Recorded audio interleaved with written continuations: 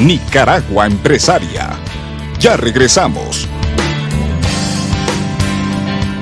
Estrategia y Negocios e INCAE presentan la charla magistral Innovación y Educación para ser exitosos en la nueva economía post-crisis, a cargo del reconocido periodista y analista político-económico Andrés Oppenheimer. Este evento es patrocinado por el Consejo Superior de la Empresa Privada COSEP y Voz TV, el canal del orgullo nicaragüense. O sea, esto de las patentes no es un poco, digamos, para otro país.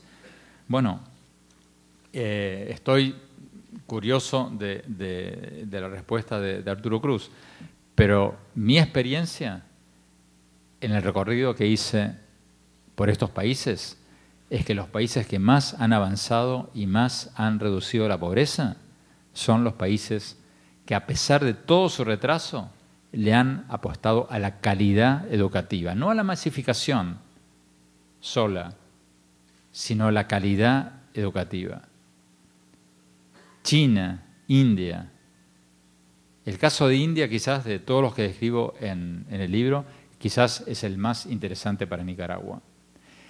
En los años 50, el primer ministro, Nehru, que era un aliado del entonces bloque soviético, se metió en la cabeza de que India tenía que crear una educación de calidad e institutos elitistas de educación tecnológica. Se las cuento rápida porque me parece súper interesante. Y todo el mundo en India le saltó encima. Dijeron, ¿cómo va a ser eso? Tenemos un 90% de analfabetismo. En India había más que en Nicaragua. ¿Cómo vamos a gastar millones de dólares en crear institutos elitistas de alta tecnología cuando el 90% de nuestros niños son analfabetos? El tipo se emperró y dijo, lo hago igual. Entonces empezó a traer las mejores universidades del mundo, creó 7 institutos tecnológicos. El Instituto Tecnológico de Nueva Delhi se trajo a MIT de Estados Unidos. Al de Mumbai se trajo a no sé cuál de los rusos. Al del sur de India trajo uno de Alemania, al otro uno de Francia. Creó 7 institutos trayendo a las mejores universidades de todo el mundo para que dirijan cada uno.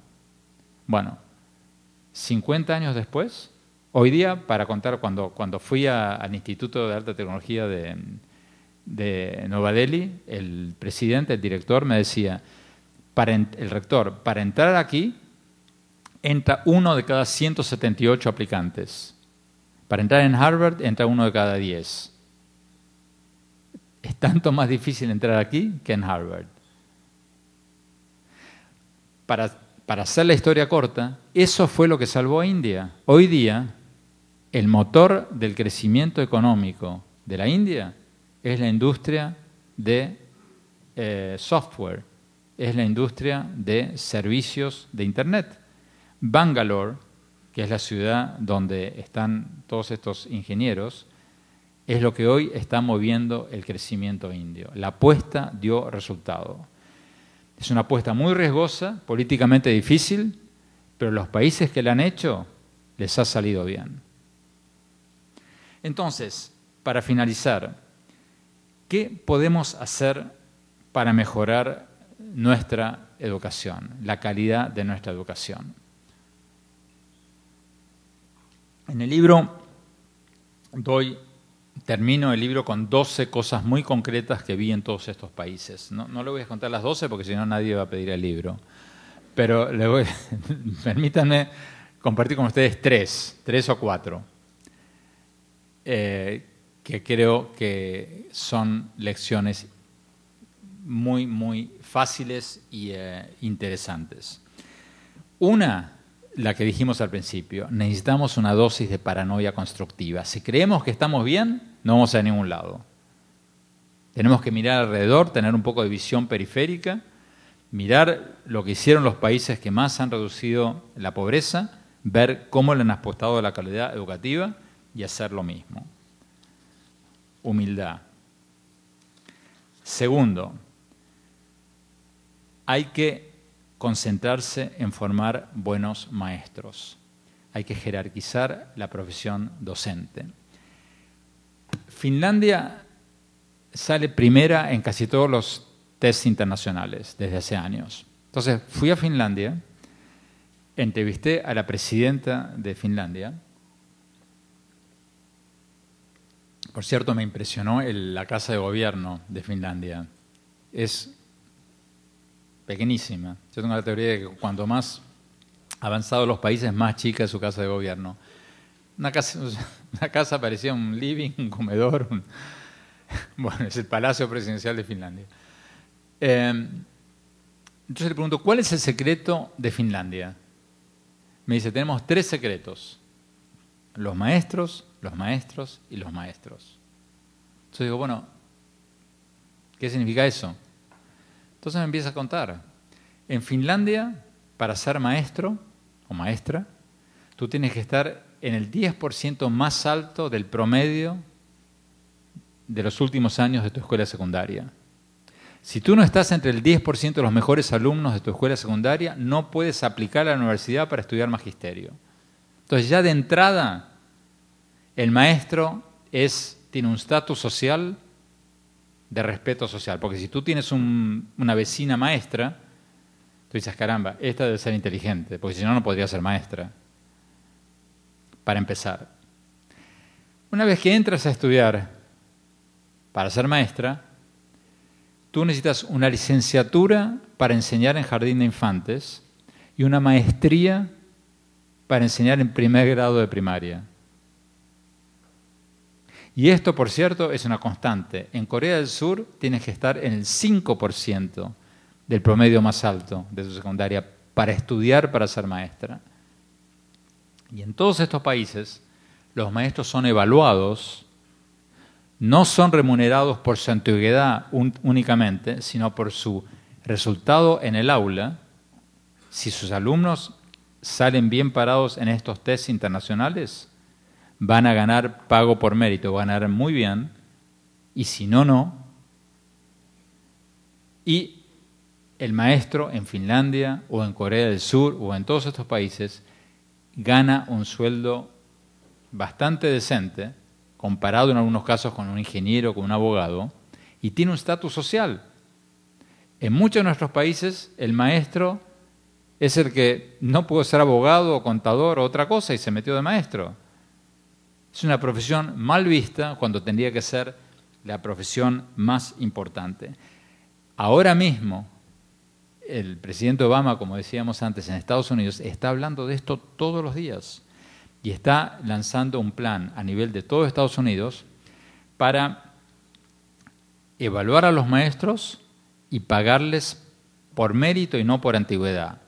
En todos los países hay sindicatos fuertísimos de maestros. Y en Estados Unidos también. El presidente Obama, al igual que en México, probablemente al igual que en Nicaragua, le debe su elección en buena parte a los sindicatos de maestros que son todos de su partido. Entonces, ustedes se preguntarán, bueno, ¿cómo hacer para vencer a los sindicatos de maestros que se oponen a la evaluación, que se oponen al pago por mérito, que quieren pagos masivos para todos independientemente de que los maestros sean buenos o malos? Bueno, hay 2 formas de hacerlo. Darle un palazo por la cabeza a los sindicatos, como hacen las dictaduras, de derecha y de izquierda. O, en el caso de China no existen los sindicatos, en Singapur probablemente tampoco. O la segunda opción, que es la que está haciendo Estados Unidos, es mediante estímulos salariales. Obama está teniendo una bolsa de 4.300 millones de dólares y le dice a los estados, si ustedes aprueban leyes que permitan la evaluación de maestros, el pago por mérito y el cierre y despido, el cierre de escuelas que no rindan y el despido de maestros que no rindan, aquí tienen esta bolsa de dinero para los maestros buenos. Y los nuevos maestros que entren, otros países usan otras técnicas. Dicen, por ejemplo, es políticamente imposible echar a los maestros malos, porque los maestros nos toman el país. Bueno, perfecto, que se queden todos. Pero a partir de hoy, para ser maestro, tú necesitas un título de magisterio, pasar por este examen, ser evaluado y entrar en un nuevo régimen, y te pagamos muchísimo más que a los viejos maestros. Y así uno puede empezar a cambiar la dinámica. Pero para mejorar la calidad educativa, En todos estos países me encontré con una constante. La clave son los maestros. Sin buenos maestros que rindan cuenta en los resultados de los test de sus alumnos, evaluados no por el Ministerio de Educación, no por el gobierno, no por el partido de gobierno, sino con mediciones internacionales. Sin eso no mejora la calidad educativa.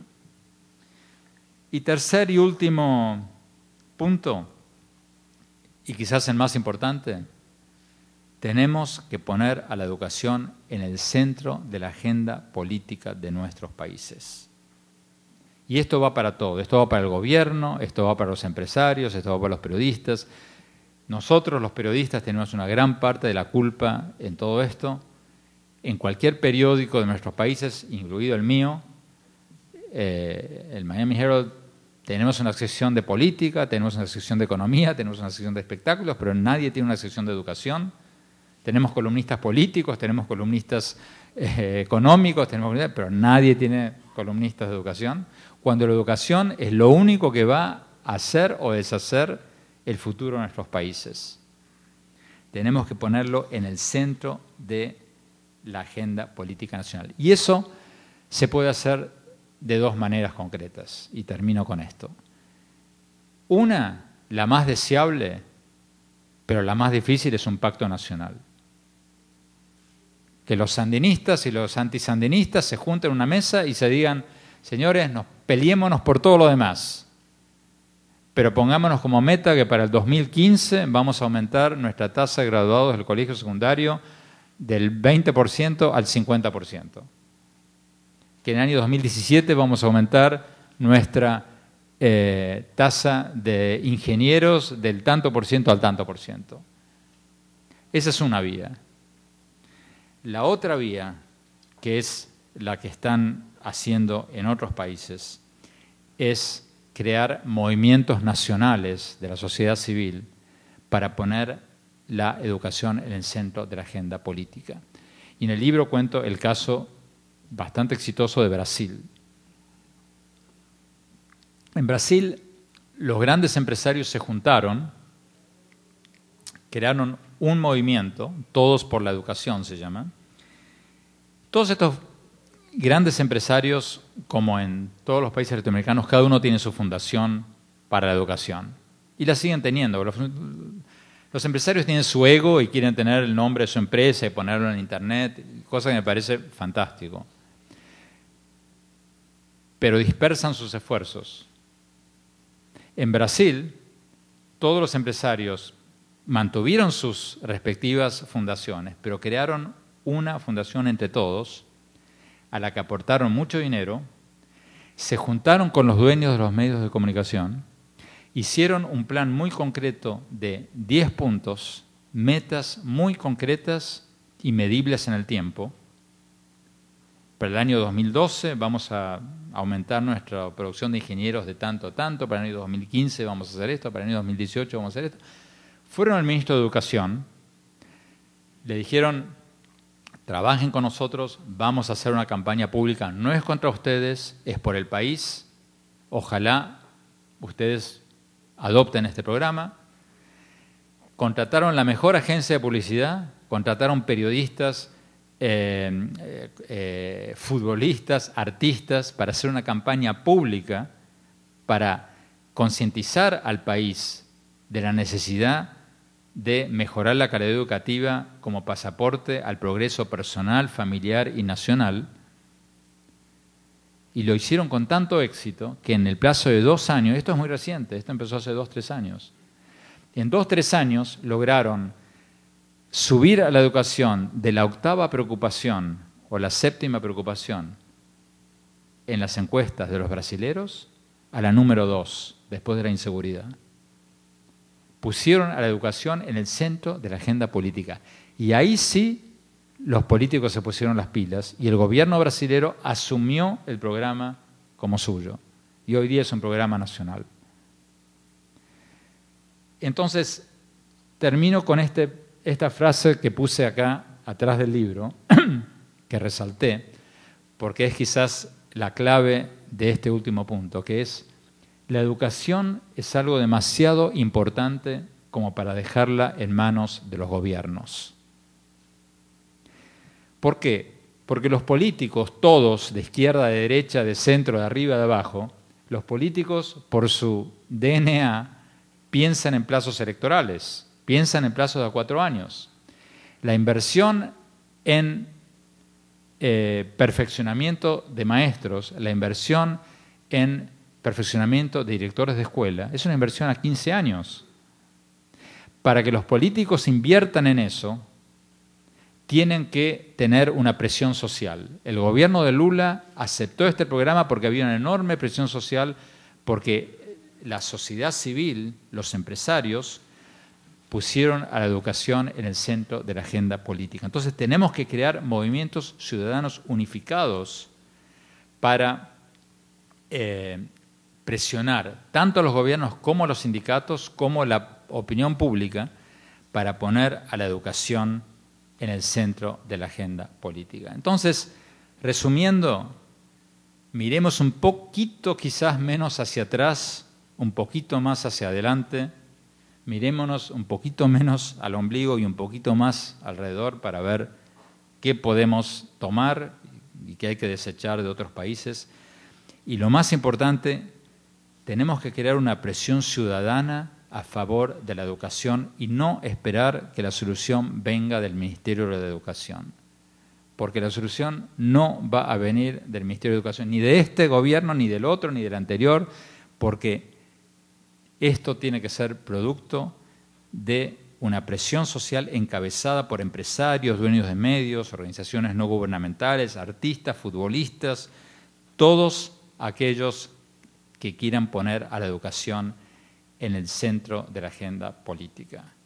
Tenemos que tomar la causa de la calidad educativa en nuestras manos, porque eso solo va a venir de la sociedad en su conjunto y no va a venir del gobierno, de ningún gobierno. Muchísimas gracias.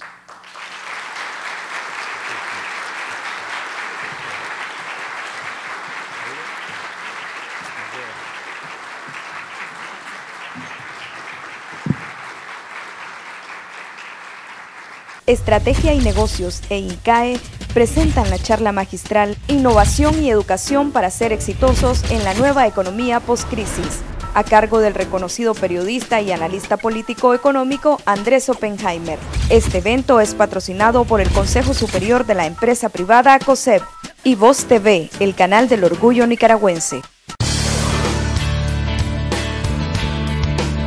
El Consejo Superior de la Empresa Privada COSEP presentó Nicaragua Empresaria.